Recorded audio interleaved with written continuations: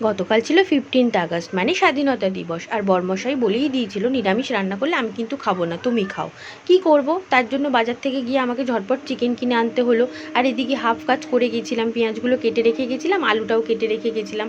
আলুটা ভাজা বসিয়ে দিয়ে এদিকে চিকেনটা ম্যারিনেট করে নিচ্ছি। প্রথমেই চিকেনটা কিন্তু ভালো করে ধুয়ে তাতে নুন, হলুদ, লঙ্কার গুঁড়ো, জিরের গুঁড়ো, ধনের গুঁড়ো, কাঁচা পেঁয়াজ, আদা রসুন বাটা আর তেল দিয়ে ভালো করে মাখিয়ে নিয়েছিলাম। এদিকে চিকেনটা ম্যারিনেট করা রইলো, ওইদিকে আলুগুলো ভাজা চলছে।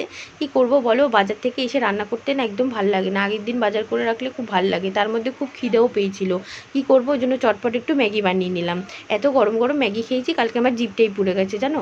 কি আর করব বলো, এত তাড়াহুড়ো থাকে। তার মধ্যে ছেলের রান্নাটা অবশ্য করে গেছিলাম, নাহলে আরও বিপদে পড়তাম। ছেলেকে তো আলাদা করে খাওয়াই, ওই জন্যই ছেলে রান্নাটা করে যেতে হয়েছিল।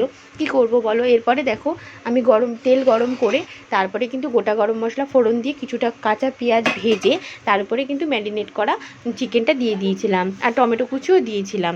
এরপরে যখন চিকেনটা একটু সেদ্ধ সেদ্ধ হয়ে এলো তখন কিন্তু কাশ্মীরি লঙ্কার গুঁড়ো আর একটু চিনি অ্যাড করেছিলাম। আগেও কাশ্মীরি লঙ্কার গুঁড়ো অ্যাড করেছিলাম, কালারটা ভালো আসেনি বলে আর একটু দিয়েছিলাম। কারণ চিকেনের কালার একটু লাল লাল না হলে ভালো লাগে বলো? আমার তো ভালোই লাগে না, তোমাদের ভালো লাগে কিনা অবশ্যই জানিও। তোমরা এইভাবে কারা চিকেন রান্না করো অবশ্যই আমাকে জানিও। দেখো এদিকে চিকেনটা অনেকটাই কষা হয়ে গেছে। এবার বরমশাইয়ের কিন্তু আরেকটা আবদার ছিল, তার জন্য কষা তুলে রাখতে হবে, তার জন্য একটু কষা মাংস তুলে রাখলাম। আর এরপর ভাজা আলুগুলো দিয়ে ভালো করে নাড়িয়ে চাড়িয়ে আর অন্যদিকে একটা পাত্রে কিন্তু আমি হালকা জল গরম করে নিয়েছিলাম। আমি যখনই চিকেন রান্না করি তখন একটু গরম জলই দিই, তাতে কিন্তু স্বাদটা খুব সুন্দর হয়। আমার ভিডিওটা কেমন লাগলো তোমরা অবশ্যই জানিও। ভালো লাগলে লাইক শেয়ার সাবস্ক্রাইব করে দিও, আমার পাশে থেকো। তোমরা যত আমার পাশে থাকবে ততই কিন্তু আমি আরও নতুন নতুন রান্না বা ভিডিও দিতে আরও উৎসাহিত হব। দেখো রান্নার শেষে আমি একটুখানি কিন্তু গরম মশলা দিয়ে নিয়েছিলাম।